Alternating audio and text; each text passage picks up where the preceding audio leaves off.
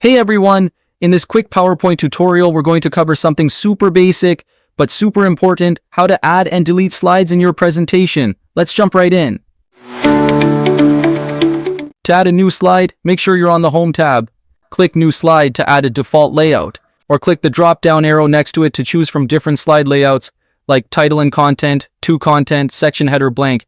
You can also press Ctrl+M on your keyboard to quickly insert a new slide. Once added, just click into the placeholders and start typing your content.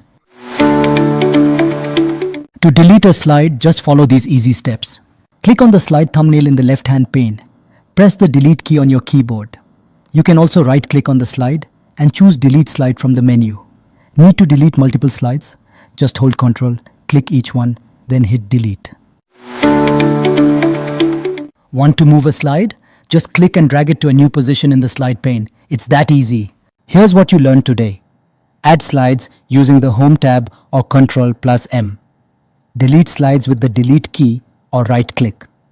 Reorder slides by dragging them in the left panel.